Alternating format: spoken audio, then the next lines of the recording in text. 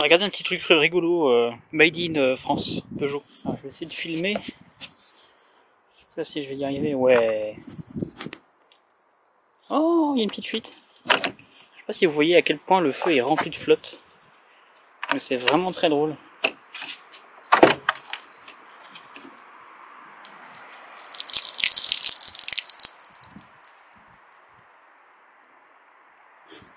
Je pourrais mettre un poisson rouge à l'intérieur. Tu pousses le bouchon un peu trop loin, Maurice. Je me demandais mais d'où vient toute cette flotte. Et voilà, c'est trouvé. Hein. On peut voir que c'est le joint. On a résolu le problème de la fuite d'eau. Ça venait des phares. En fait, ça s'accumulait dans le phare. Ensuite, ça rentrait là. Ça parcourait le long de la carrosserie. On le voit. Hop, ça coule là et ça coule là-bas. Et ça remplissait partout. Et là, on le voit justement. Je l'ai vu en fait. Avec l'infiltration ici, je me suis dit, bah, il pleut pas. Comment c'est possible? Donc il y a une réserve d'eau quelque part. Et à part les phares, je voyais pas autre chose. Il n'y a pas des problèmes d'étanchéité sur les vitres sur les côtés. C'est déjà ça. Sur les côtés, ça a l'air d'être bon. Maintenant, il reste plus qu'à traiter le truc. C'est bien, c'est que le plancher va sécher comme ça. Enfin, que je trouve la solution pour l'étanchéité de ces feux. On continue sur cette voiture. Je suis passé à la cage, j'ai récupéré pas mal de petites choses. Donc là, on voit déjà que c'est dégueulasse, mais ça va être nettoyé au Karcher, donc on s'en fout. Mais c'est ça, en fait. Donc ça, c'est ce qu'on appelle un bouchon de... Comment on dit ça? Bouchon de réservoir, mais de secours. D'accord, en fait, en gros, on le met et puis si on a perdu le sien, au moins ça permet de dépanner le temps d'en trouver un qui va bien. Donc grâce à la caisse, j'ai pu en trouver un.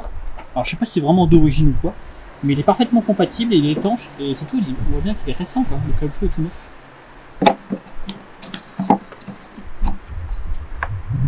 Hop, et là il se fixe bien et c'est bien étanche. Voilà, un des problèmes résolus. Étonnamment j'en ai écouté un, et ça va se reconnaître. Ah ouais, ça va faire un peu mieux quand même. Alors ça, c'est les répétiteurs de clignotant de phase 2. Et là, c'est un phase 3. Et je me suis dit que pourquoi pas mettre un blanc, quoi. Effectivement, ça donne un petit coup de jeune à la voiture. C'est ça que l'orange, on n'y est plus, quoi. C'est les années 2000 quand même. Répétiteur de clignotant blanc. Et bien sûr, j'ai récupéré le faisceau qui va avec la prise. Au cas où que ceux-là ne soient pas les bons ou qui sont en bon état ou quoi, caisse. Ça, j'avais le souci sur la BMW. De ces trucs là, c'est les baguettes qui se mettent au niveau des vitres. Ceux qui sont ici là. Voilà, c'est la baguette qui est là. Okay, qui est tout le long. Voilà, je me suis dit, j'en ai pris une d'avance. Et à l'extérieur, il n'y était plus déjà. Mais celle-là, je vais peut-être pouvoir la nettoyer. Celle-là, je vais la démonter et la nettoyer complètement pour enlever la mousse. Un autre truc que j'ai vu aussi, c'est ça. Alors, je pense qu'il y a une réparation carrosserie parce que là, c'est fripé. Et je pense que ça, c'est pas un truc d'origine. Ou s'il y avait ce défaut-là d'origine, ça serait horrible. Non, je pense que ça a été collé entre temps et il y a bien la peinture en dessous. Donc la porte a été repeinte, et ça a été remis dessus. Pour s'ajuster par rapport à la fenêtre. J'ai trouvé un feu de stop. Alors j'ai récupéré le faisceau qui va avec, comme d'habitude, je récupère tout le faisceau. Et le problème, c'est que ces cons, ils ont forcé dessus et ils l'ont pété. Alors, et là, voilà, on peut voir que ça a été forcé au tournevis. En fait, ils ont essayé de passer le tournevis en dessous.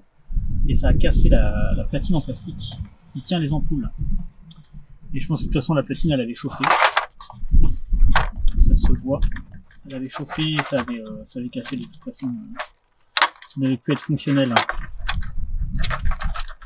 Alors, je sais pas si je vais réussir à le retirer d'une seule main. Ça va être un peu compliqué. Là on peut le voir. C'est les deux pattes qui sont là. Ici là. Là il n'y en a plus qu'une seule. De ce côté là. Et en fait ça se met à cet endroit là.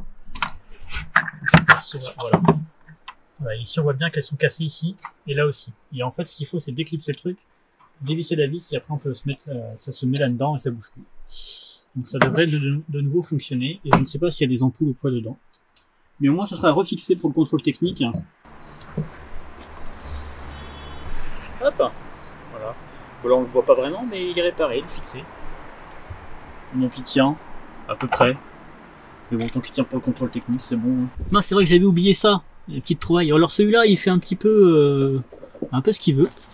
Et j'ai trouvé ça. Donc il est un peu en meilleur état. On voit quand même, comparé à l'ancien. Le soufflet est un petit peu craquelé à cet endroit-là, mais ça, à la limite, ça peut se remplacer. Et ce qui est plus intéressant, c'est de savoir si le mécanisme à l'intérieur est encore bon. Et c'est bien un Peugeot. C'est bien un Peugeot, et je pense que il est plus celui d'origine, quoi. Parce que celui-là, on voit bien que c'est une boule en fait, un peu un peu plus récent, alors que celui-là c'est peut-être plus d'origine. Voilà, je trouve mieux.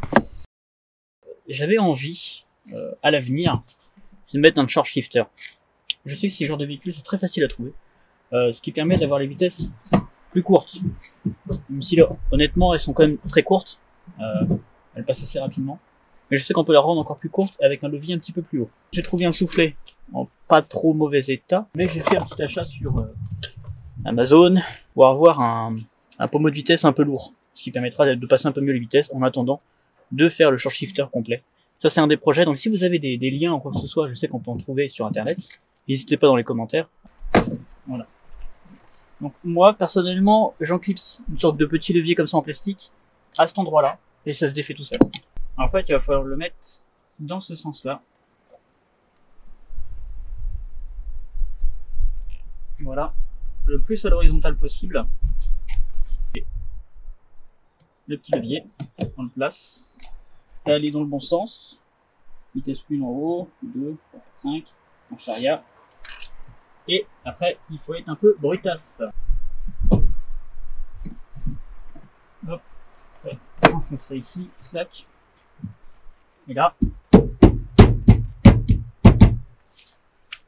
je sais pas si j'ai ma masse. Peut-être pas avec moi. Mais là, il tourne plus, vous voyez, comparé à avant le symptôme qu'il y avait. Voilà. Le levier de vitesse réparé. Alors attention, mes tests. Yes. Oh là là, c'est d'une finesse. Avec le poids du levier de vitesse, c'est vraiment agréable.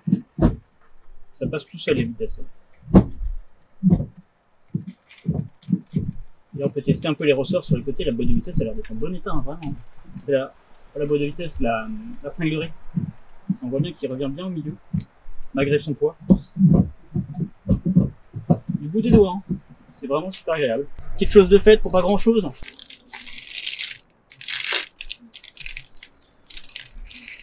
Alors, est-ce que ça va être compatible du premier coup? On va voir.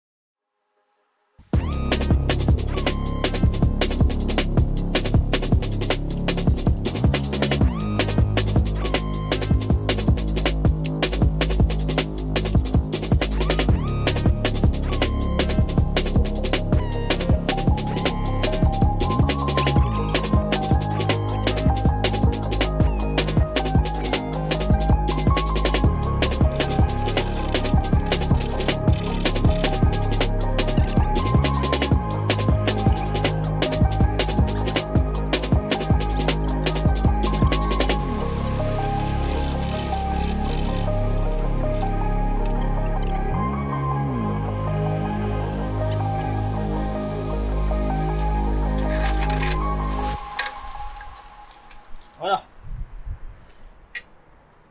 Là c'est mieux. Ça se bloque bien et ça se retire facilement. Good. Répétiteur, on voit qu'il est un peu fêlé. Et comme je montrais précédemment, j'en ai des blancs maintenant. Donc je vais le virer déjà celui-là. Hop. Et on va voir si la connexion est la même par rapport au nouveau. Là j'ai un doute. Est-ce que je peux brancher les nouveaux? Ou je vais devoir faire une soudure? Il y a des chances.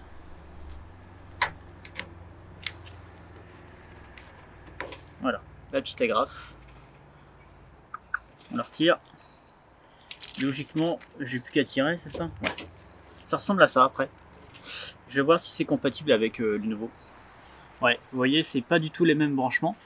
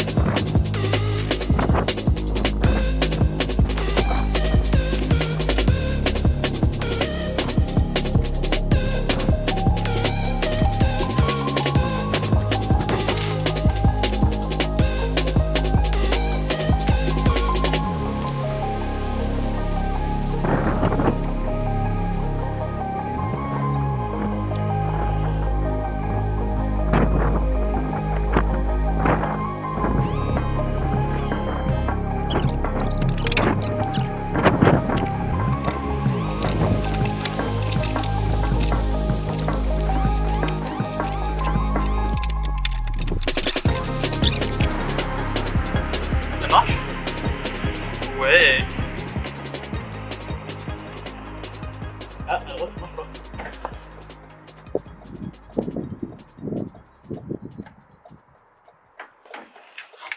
Je vais aller voir.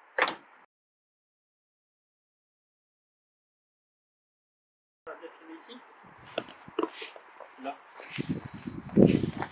Ça marche. C'est pas super, super intense. Parce que la platine en fait était complètement rouillée. Et j'ai changé l'ampoule et là ça fonctionne. Bon, bah au moins ça fonctionne. Le contrôle technique, pour eux, il faut que l'ampoule fonctionne. Ça fonctionne pas du tonnerre. Hein. En tout cas sur les côtés il n'y a pas de doute. Hein. Ça marche bien. Ça c'est bien lumineux. Hein.